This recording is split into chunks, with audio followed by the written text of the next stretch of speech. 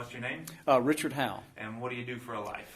I'm professor of philosophy and apologetics at Southern Evangelical Seminary in Charlotte, North Carolina. How long have you been doing that? I went there in 1995. I took a little hiatus for my work in Arkansas, University of Arkansas, for my doctorate, and then went back in 2008.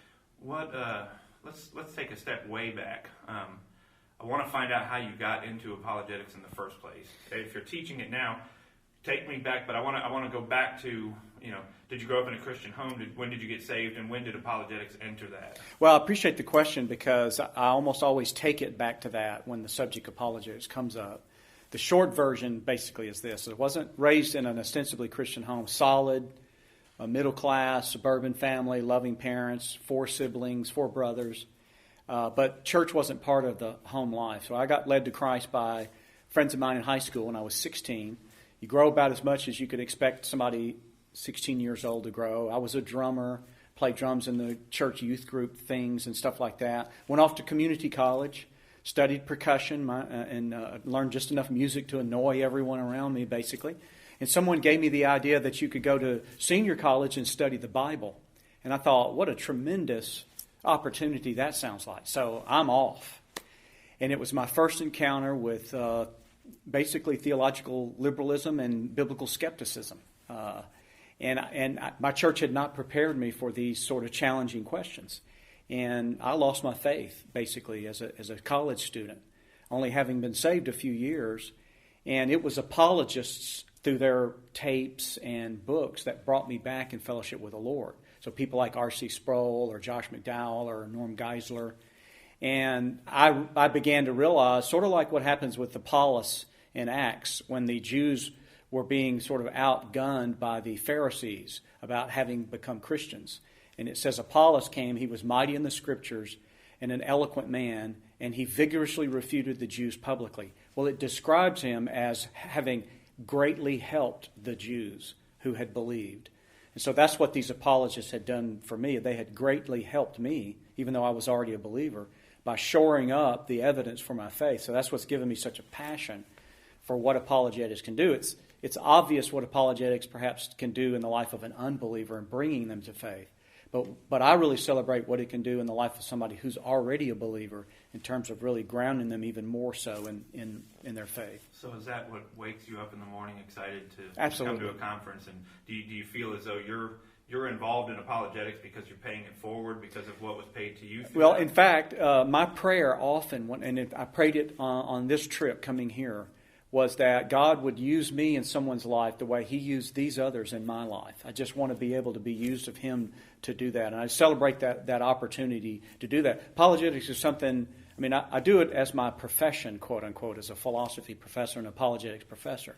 But it's something probably like everybody else here at the conference, I would be doing it anyway, no matter what my, quote, real job was. When you say you're an apologetics professor, when the students come in, is this their first... Generally speaking, is this, for a lot of them, their first introduction to apologetics? Or have they already been introduced to it? Perhaps their first introduction to it as a formal study. But usually what brings people to our seminary is the fact that they already have that itch and they want more in-depth. So they already know what it is to a large extent. It's very rare that we would have a student who just wanders in our hallways that wasn't already somehow exposed to the writings of Norm Geisler or people like that already. Have you noticed the climb in curiosity, I guess is the best way I can put it, for a student who comes in and maybe they know what apologetics is, they've had taste of it, but once they enter into an actual structured program, have you seen their critical thinking abilities increase and the way that they're kind of viewing all of Scripture increase after going through an apologetics-driven course? Absolutely. And what else, and this is probably a little self-serving to say, but what else I think I've seen a number of times of students waking up to is how critical philosophy is to the task of apologetics. To be sure, there's a lot of aspects of apologetics that aren't directly philosophical. Questions regarding the histories of the Bible or maybe a lot of your theological disputes in world religions and the new religious movements. But we're pretty heavy in the philosophy as well in terms of questions about the metaphysical questions about the nature of reality itself, the difference between essence and existence, epistemological questions in terms of nature of truth and these kind of things. And that's where you really see a lot of eyes pop open and they begin to see the connection between a lot of what maybe to them prior to that had appeared to be just sort of relatively unconnected disciplines of academics. They start to see the overlap in a lot of these. Let me ask you this. One of my biggest heartbeats that keeps me up in the middle of the night is the loss of our youth. I grew up an atheist, so I didn't have that church and then leave and come back. I kind of had a radical bring me to it in the first place. But I got into church and immediately had a heart for youth because I had wished that I was brought up in that area. And one thing, because I thought, okay, if I was brought up in the church, I wouldn't have gone this. But then I realized a lot of these kids, like you, ended up leaving once they get into the university level. Absolutely. How important do you think apologetics and youth programs is? And do you think, it's kind of a two-part question, how important is it? And do you think that we could begin to reverse the trend of the 82% that end up leaving the faith by the age of 23, with most of them not returning? Do you think, number one, how important is it, and do you think it would begin to reverse that trend? Well, I feel so strongly about how important it is precisely because of what happened in my own life. I tend to think that had I just been more or less forewarned even about what some of the questions are, I wouldn't have been so blindsided. There's also these emotional dimensions that are involved. They're not just cognitive. And so that's a pretty powerful mix. So it was such a startling confrontation that I had to sit in a class, and that's the first time I heard these questions. Well, now I'm hearing them in an environment which isn't necessarily friendly. I'm not suggesting my professors were sinister, but I didn't have directly accessible a support group.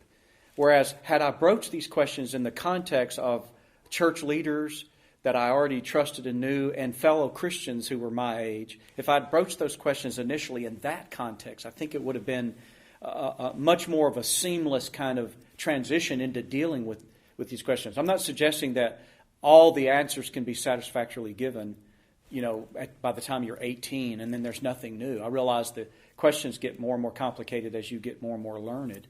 But I still think there's something to say about addressing it. I also think it sends a signal, whether it's intended to or not. If you've got a local church that never brings these questions up about how do we know God exists or why should we believe the Bible, what about those who've never heard, if they never bring the questions up, and then the first time somebody hears them brought up, it's by an unbeliever, it sends this signal that, well, maybe the church was afraid of those questions. Maybe they were trying to postpone confronting them because they don't have an answer. Whereas if we bring them up initially, then that signals, no, we're glad to ask these questions. And we don't condemn people for asking these questions. It's not a sin necessarily for a human being to say, well, how can you say Jesus is the only way? What about those who never heard? We welcome the questions because we think we have the answers to them. But we signal almost as if we say we don't have the answer by the very fact that we ignore the question. So I would like to think that, that trend could absolutely be reversed, because I think the trend, humanly speaking, is largely a product of just not being prepared before they confront these questions on a university campus. When your students finish with your course, whether that be just your course or they go in and actually attain a master's or whatever level they get at, how do you encourage them to approach their pastor or their local church or something? How do you encourage them to get into the apologetics as a ministry for them? Because I know for myself, and I'm sure you've experienced this, you can go into a church of a pastor and say, we would like to do this with your church. We'd like to co-op with your church to do this. And the pastor thinks you're part of a cult because you're using the word apologetics. So how do you encourage your students, not just teaching them apologetics, but the applicable way of putting that into their ministry and a calling? Well, I've never been a pastor, been a youth pastor perhaps, but not a senior pastor. But I've known enough of them to suspect that one of the wrong things to do is to approach, say, your own pastor and sound like you're asking him to do one more thing in the church, because he's probably already just overburdened with responsibilities. So I would encourage people, as just a practical matter, to take on the responsibility themselves, including leading a Sunday school class or whatever, to teach the facts of apologetics and begin to foster a sort of love of learning and celebration of learning within just your local body. I find sometimes that sort of resistance that one might get from churches is not just directed at apologists necessarily. I think churches tend to be territorial. so that when somebody comes in from the outside and says, hey, we got this song and dance that we do, can we do it at your church? It sometimes makes it sound like that you're trying to steal some of their resources and their thunder. So I'm not sure I'm any smarter than anybody else as far as the best practical way.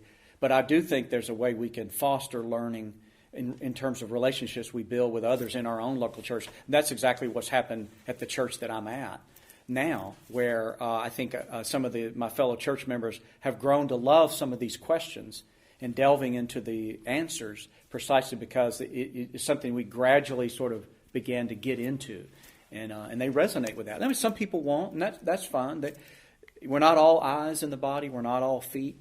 Somebody has to do, missions. Somebody's got to do homeless ministry. Somebody's got to do evangelism. But somebody better be doing the apologetics by and large. And a closing question. In the 21st century, are we setting somebody up for failure to send them out into the streets in America without some sort of apologetic training to do evangelism, cold evangelism? Well, if you've ever heard some evangelists tell their stories that they back into apologetics by doing evangelism when they discover that they are being confronted with questions they don't know the answer to. And so that certainly is you're setting yourself up for some startling realizations when you go out, particularly now as we get less and less Christianized in our culture. It's more and more common that you can run into somebody that won't even have a viable understanding of what truth is. So when you're trying to tell them that Jesus is the way, the truth, and the life, they don't necessarily even resonate with that at all. There's also a problem going the other direction, and we try to guard against this at the seminary, but that's the trap of thinking that all apologetics is just a series of silver bullets, quick little answers that as soon as a guy confronts you, you just pop a quick little syllogism and that settles the matter. And I think it sometimes can be more complex and involves more engagement with people than just a little... that we get lulled into this false sense of security if we practice with each other on our arguments. Because we already grant each other our conclusions. It's like, yeah, but you get out in the marketplace, you realize this takes a little bit more massaging of the argument than what we can get away with just in the class. So you sort of see these problems at either end.